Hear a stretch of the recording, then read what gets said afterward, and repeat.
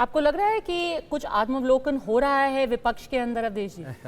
देखिए, ऐसा है कि जब एक बार आप शेर की सवारी करते हैं तो उतरने में बहुत कठिनाई होती है। उतरेंगे तो खा जाएंगे, बैठे रहेंगे तो भूखे मरेंगे। तो जिस प्रकार की राजनीति इस समय विपक्ष ने किया है, उससे वापसी के लिए भी आपके अंदर उस प्रकार का गरिमा और साहस होना चाहिए कि भैया भूल हुई है, इसको स्वीकार करो। देखिए, अलग अलग आप देख सकती हैं। जो संजय राउत हैं, इन सारी समस्याओं के कारण ही वही है। उन्होंने महत्वाकांक्षा पैदा किया होगा जिस प्रकार की भाषण, क्योंकि शरद पवार जी के साथ उन्हीं की ज्यादा मीटिंग और बैठक हो रही थी। जितने बयान आग लगाने के, खत्म करने के थे, उन्हीं की ओर से आए। और गठबंधन तो शिवसेना ने तोड़ा था, भारतीय जनता पार्टी ने तो तोड़ा नहीं था। अभी आपने दिखाया, जब मोदी जी मुंबई में कह रहे हैं कि वहां नरेंद्र और यहाँ देवेंद्र, तो कब उन्होंने वायदा कर दिया था 2019 में कि हम जो है आपको मुख्यमंत्री 2.5 साल का बनाएंगे? वो तो भाषण में आता ना। जब खुलेआम भाषण हो रहा है, उसके आधार पर चुनाव हो रहा है, और उसके बाद आपने एक इशू उठाया जो इशू था नहीं, और आपने इतनी पलटी मारी कि वहां कोई हनुमान जी की चालीसा करेगा तो उस पर राजद्रोह का मुकदमा दर्ज कर देंगे, कोई पत्रकार विरोध में बोलेगा उस पर राजद्रोह का मुकदमा, जेल में डाल देंगे। तो ऐसी पॉलिटिक्स आपने वहां की है। संजय राउत उसके लिए रिस्पॉन्सिबल रहे। जिस प्रकार की भाषा उन्होंने बोली है वो कैसे स्वीकार हो सकता है? इस प्रकार की पॉलिटिक्स को पद्मजा जी कुछ समय के लिए सपोर्ट मिल सकता है, लोग झूठ को कुछ समय के लिए स्वीकार कर सकते हैं, लेकिन सच्चाई की जो रोशनी होती है सूरज ना, वो बड़ा सरल और बोधगम्य होता है। उसको बहुत चीजों से आप नहीं ढक सकते हैं। तो विपक्ष तो तैयार नहीं। आज भी वही अडानी, आज भी आखिर मुंबई में राहुल गांधी जी गए थे तो पिटारा खोले थे, तो 2 ही तो उसमें से तस्वीर निकाले था उन्होंने, वो खोल करके। उसमें अडानी और मोदी जी थे। इसके बावजूद वहां के चुनाव परिणाम क्या आ गए हैं? इसके बावजूद अगर उनमें समझ और जाति जनगणना मत भूलिए, जाति जनगणना को लेकर के महाराष्ट्र में भी वो गए थे। और देखिए कि एक ऐसा राज्य जहां पे हमेशा मराठा राजनीति का वर्चस्व रहा है, ब्राह्मण मुख्यमंत्री, जबकि उनको इसलिए नहीं मुख्यमंत्री बनाया गया क्योंकि वो ब्राह्मण है।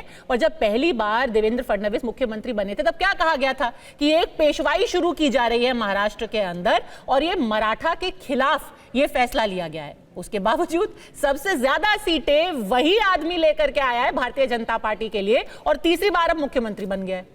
नहीं, हरियाणा में भी तो ये कहा गया था कि सारे जाट जो है बीजेपी के खिलाफ है। आप हरियाणा में भी जाएंगे, उसके परिणाम का मूल्यांकन करेंगे, तो यहां तक कि सोनीपत और आसपास के जाट बहुल एरिया में भाजपा ने 6 में से 4 सीटें जीती हैं। वो कैसे हो गया है? जो हुड्डा जी का क्षेत्र था, आपको वो रोहतक, उस एरिया में बीजेपी ने अच्छा प्रदर्शन किया है। तो कैसे हो गया? ये जो मतलब हमारे यहाँ के लुटियंस मीडिया और एलिट क्लास का जो एनालिसिस था लंबे समय तक, मैं बार बार कह रहा हूं कि अज्ञा की एक पंक्ति है, 85% को उनका हक नहीं दिया जा रहा है। सिर्फ जो अपर कास्ट है उनका एक वर्चस्व, ब्राह्मण बनिया पार्टी, ब्राह्मण बनिया सरकार। अज्ञा जी की एक पंक्ति है बहुत अच्छी, मैं कोट करता हूं कि ये उपमान अब मैले हो गए हैं, देवता इन उपमानों से कर गए हैं कूच, कभी वासन अधिक घिसने से मुलम्मा छूट जाता है। ये जो टर्मिनोलॉजी बनाई गई थी ना इस देश में, वो टर्मिनोलॉजी, वेस्टर्न ओरिएंटेड टर्मिनोलॉजी को देश नकार चुका है। भारतीय जनता पार्टी में कमियां हैं, सरकारों में भी कमियां हैं, लेकिन विपक्ष और उनके सलाहकार जो है इस सब, अभी भी वो एलिट क्लास और लुटियंस के लोग, वो उन्हीं टर्मिनोलॉजी, उन्हीं आधार पर पॉलिटिक्स को आगे बढ़ाने की कोशिश कर रहे हैं। आज के समय में आपको नए चेहरे, नए शब्दावली, नए विचार और नए तेवर लाने पड़ेंगे, तब जाकर के आप मुकाबला करेंगे समय का। बाकी तो समय आपको इतिहास के अध्याय में आपका नाम नहीं रहेगा, कूड़ेदान में फेंक देंगे लोगों को। मैं एक नया नैरेटिव देख रही थी आरपी सिंह जी की। अब देखिए, जो 4 ब्राह्मण मुख्यमंत्री हैं इस देश के अंदर फिलहाल, उसमें है ममता बनर्जी, पर बाकी 3 सब आपके हैं। फिर से आपके ऊपर वही इल्जाम लगेगा, हिमंत बिस्व शर्मा, भजन लाल शर्मा और अब देवेंद्र फडणवीस। एक बार फिर से आपके ऊपर इल्जाम लग जाएगा अपर कास्ट पार्टी। देखिए, आपने अपने 3 ब्राह्मण मुख्यमंत्री बना दिए। आपको उड़ीसा के, मध्य प्रदेश के, छत्तीसगढ़ के मुख्यमंत्री, उप मुख्यमंत्री नजर आते हैं। दलित भी हैं, आदिवासी भी हैं, हर जाति से हमारे मुख्यमंत्री हैं। परंतु जो मूल बात अभी मुझे अच्छा लगा, मेरे बड़े प्राण मित्र हैं, आपके यहाँ पैनल पर हैं, उन्होंने कहा कि देवेंद्र फडणवीस शायद कहीं ना कहीं समझौता करने की बात ऐसे कुछ कही उन्होंने। देवेंद्र फडणवीस बड़े दृढ़ निश्चय वाले लोगों में से हैं साहब। वो मतलब I have been tracking him throughout, और लगातार उनसे बातचीत भी होती रही है। श्रीवास्तव साहब, जितनी दृढ़ निश्चयता मैंने देवेंद्र फडणवीस में देखी, इतनी बहुत कम नेताओं में देखी है मैंने। और हर हालात में अपने आप को किस प्रकार से संभाल रखना, किस प्रकार से बैलेंस रखना, ये बहुत रेयर क्लास है राजनीति के अंदर। तो उनका आज हमको स्वागत करना चाहिए। और एक और जो बात है, अभी फोकस इस बात पे नहीं कि जाति, कास्ट, ये सब छोटी बातें, बड़ी बात है कि महाराष्ट्र एक ठीक दिशा में चले और महाराष्ट्र 1 ट्रिलियन की इकॉनमी बने। देश की जो हमारी जो दिशा है, मोदी जी की दी हुई जो दिशा है, उस दिशा में कंट्रीब्यूट करे हुआ है। और वहां पर रोजगार के आगे योजनाएं आए, वहां पर जो लोग खेती करते, किसानों की चिंता हो, ये मूल मुद्दे वहां पर रहेंगे। और बहनों की चिंता ऑलरेडी वहां सरकार ने की, और उसको आगे कैसे बेहतर करना है उसकी चिंता भी सरकार करेगी। आप आगे के रास्ते की बात कर रहे हैं। अब तो यहाँ पे ये डर जताया जा रहा है कि आप पूरा का पूरा मुंबई बेच देंगे। जो बड़े बड़े व्यवसायी हैं, पूरा उनको मेट्रो दे देंगे, एयरपोर्ट दे देंगे, धारावी दे देंगे, सड़कें दे देंगे, बिजली दे देंगे, पानी दे देंगे, सब बेच देंगे आप। और उनको आपने शपथ ग्रहण में भी बुला लिया। देखिए कहाँ संसद के अंदर उनके खिलाफ नारेबाजी हो रही है, आप शपथ ग्रहण में बुला रहे हैं। जी, वो जो नारेबाजी हो रही है वो हर बार हर पार्लियामेंट इलेक्शन हर पार्लियामेंट सेशन से बाद होती है, हर पार्लियामेंट सेशन के दौरान होती है।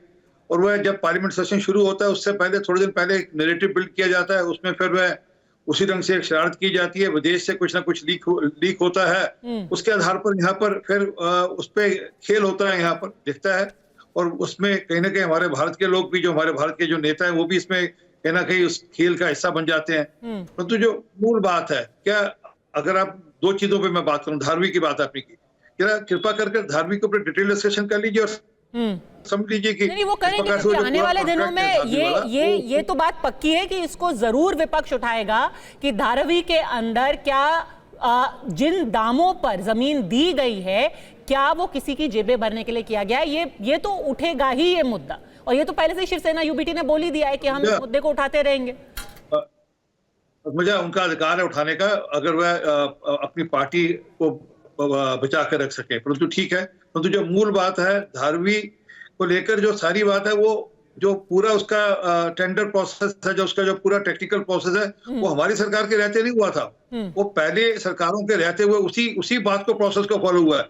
कोई नए टर्म्स एंड कंडीशन उसमें तय नहीं हुए। तो ये अगर आप चाहें तो एक दिन पूरी धारवी के ऊपर ही डिस्कशन कर लेंगे, उसमें टेक्निकल डिटेल सारी आपको ला दूंगा और डेट्स भी ला दूंगा कि कब कब क्या क्या हुआ था और किस सरकार, उस समय मुख्यमंत्री कौन थे और किसकी सरकार थी। वो देखिए सामने अनंत अंबानी दिखाई दे रहे हैं, अनंत अंबानी दिखाई दे रहे हैं शपथ ग्रहण समारोह में जो आए थे, सलमान खान के साथ ही साथ दिखाई दे रहे। आगे का क्या होगा वो तो अब जब सरकार का कामकाज शुरू होगा और विपक्ष क्या क्या मुद्दे उठाएगा।